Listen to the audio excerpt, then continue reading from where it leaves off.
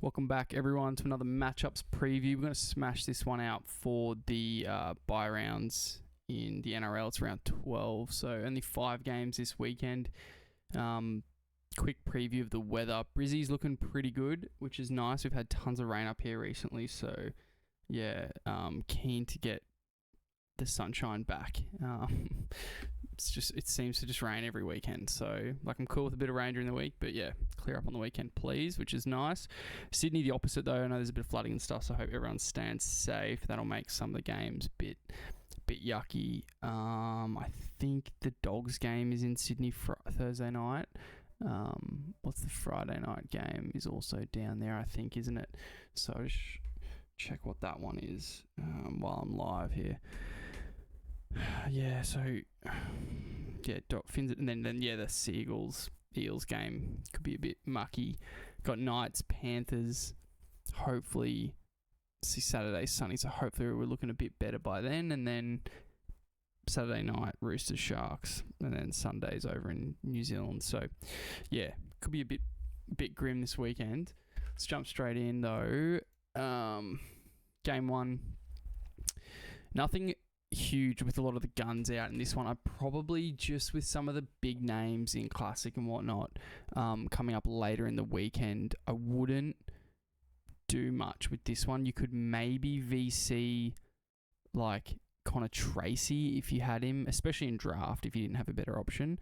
Dogs are piling up big Supercoach numbers, which we know, and they're shutting teams down defensively. The Finns are producing like middle tier Supercoach scoring, but they're leaking a lot of Supercoach points.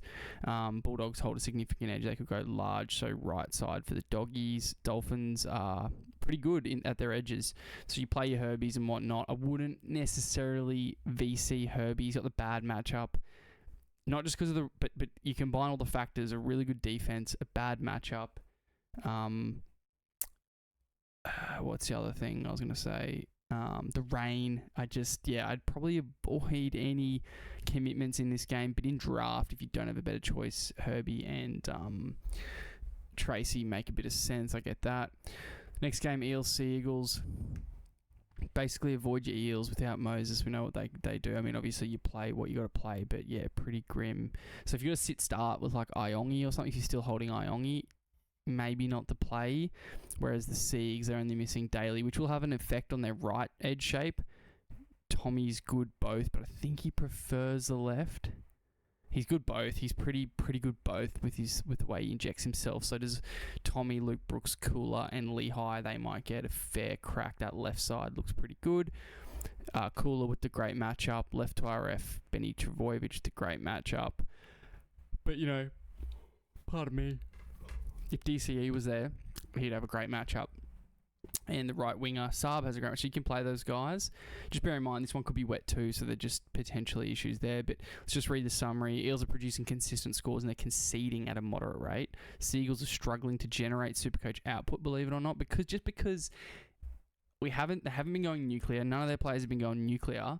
And their forwards are just collectively so mediocre, apart from obviously Ola Kawatu and Benny Travojevic had a big game last week. But the model and the data, it just says that they're just kind of a bit good everywhere and they haven't been blowing teams up lately. And look at the dominant side. They're balanced. They're scoring sort of a bit everywhere and it's poor. They're not like dominating down any one edge as they used to do, or even at the start of the season they did.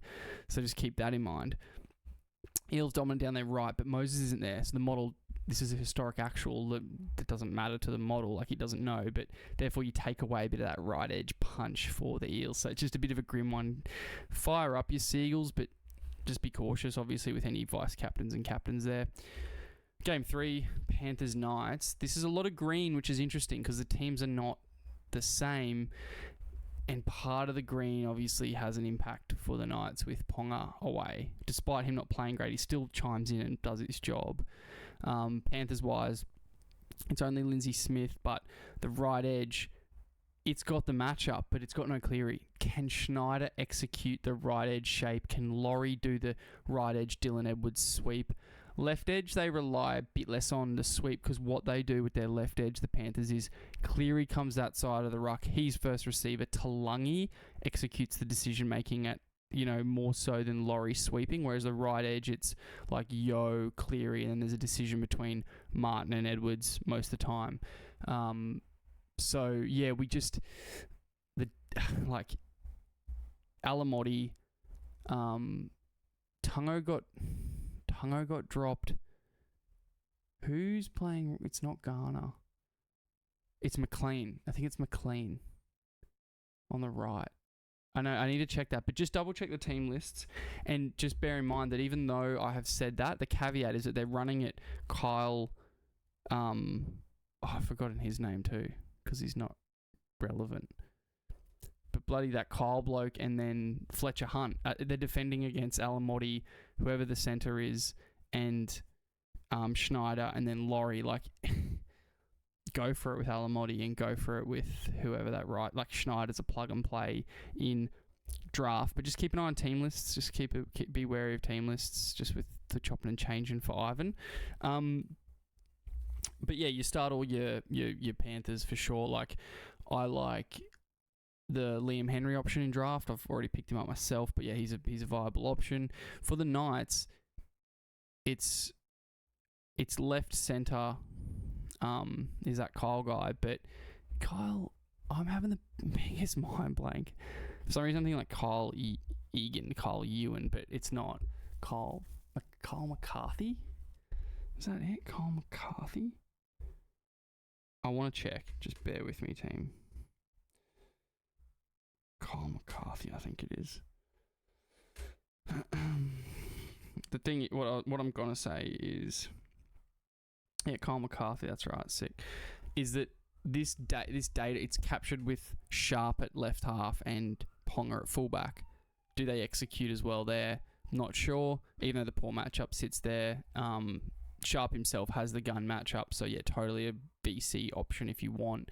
I think that's viable with how good we saw him at fullback last year. You'll remember he was a gun, so that's totally applicable. And he's not here, but Dylan Lucas is still a really strong start in this one, I reckon. And then we've got our right to RF is a start. And I don't know, that's like KPP against Blaze Talangi. I don't mind that. He's got to get that offload back, KPP, to be relevant in draft.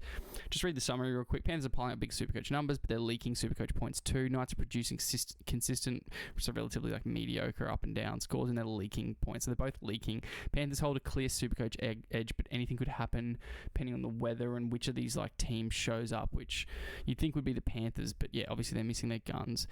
The Panthers are elite at their edge scoring, which is great for wingers. So Jenkins,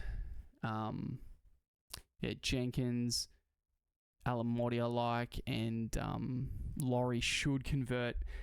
A good fullback like Laurie, generally speaking, does benefit when edges are weak because they sweep, right? So not the direction right, but they sweep, so therefore they do benefit. The Knights are actually elite down the left, but it's not the usual left. It's not Marju, it's not Best, it's not, but it is Lucas. But just bear that in mind. It's a big grain of salt, this one. Game 4, Roosters Shark. I spent way too long on that game because freaking Kyle McCarthy. Left wing gun matchup, Tupou. Left half, great matchup. Look at this left edge is looking good. But the thing with this Roosters setup is they're a bit impacted with Gussie there, like not there. Sharks are pretty much full strength. So this is... Let's read the summary. This will help. But Roosters are applying big Supercoach numbers that are limiting options. Sharks are applying big Super, and they're limiting options. There's no clear Supercoach edge on paper, but the Sharks are less impacted by Origin, so just bear that in mind. Roosters are balanced with their scoring, and they're actually doing really well across the board, which is awesome. The Sharks are dominant down the middle with AFB, then Brayley sort of carrying that load, and a bit of Will Kennedy. And then left is Ero and Mulatalo doing really well lately. So, yeah, you just play your players in this one. You know what I mean? Like, do you start Sandon Smith? Left half has a great matchup.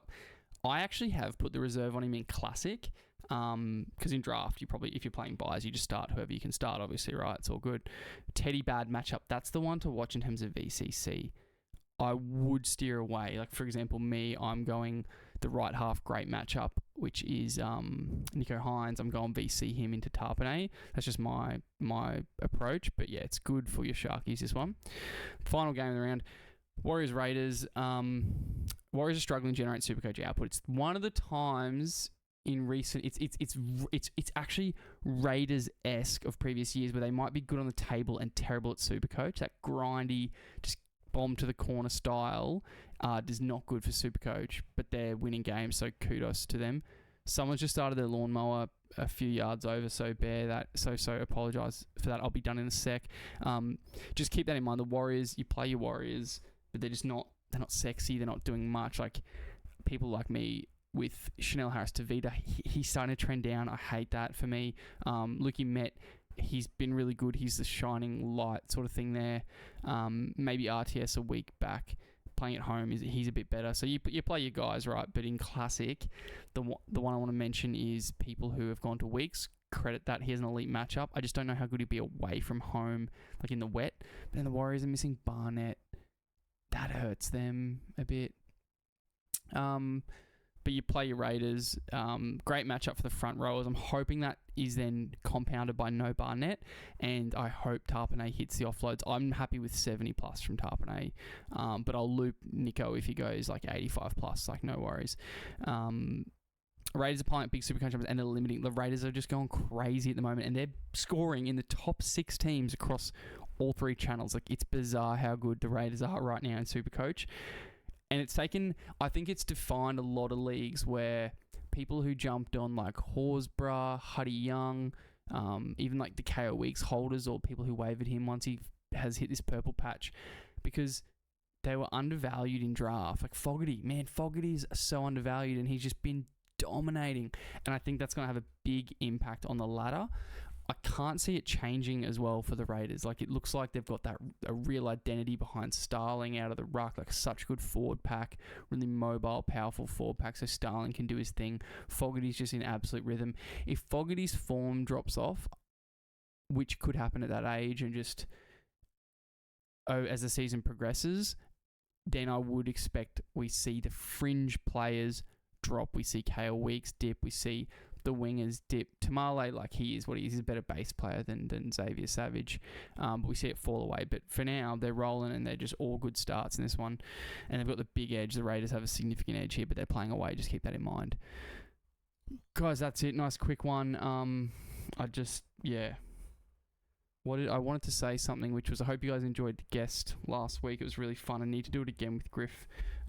Submit any topics you want us to discuss via my DMs or the Discord. The other thing I want to talk about really quickly was my 3-round forecast model. It is reporting pretty strong accuracy. We've had it for 3 weeks now live. It's looking pretty good. It's also conservative, which is what we want. We don't want to overhype, oversell like some other predictions and forecasts. If you're seeing forecasts on social media, interrogate if there's accuracy reporting coming. It's so easy for someone to say, yeah, we model this internally and have a forecast or a prediction score, but if they're not tracking whether it's accurate, what value is it to you? Anyone can put a number on a player's score. So guys, I keep it neutral. I'm not a salesman, you know that. Like I'm not trying to say people are the best, this matchup's the best. I try to balance it out and actually have the accuracy data coming, and I also build in a lot more resilience to my modeling than other people, and it's effectively like me opening that up for free is free for you to use. I have it behind a paywall on the site so that I don't get inundated, which I've mentioned copious amounts of time. But yeah, just don't get taken for a ride by people telling you about data and forecasts and predictions if they can't say that they've got accuracy reporting in there or some sort of machine learning where it gets more accurate based on how things are trending. That's all I'm going to say on that. DM me if you want to have a chat about it, and I can tell you what to look for and what not to look for. But yeah, it's a bit of a gimmick at the moment, so just keep an eye on it.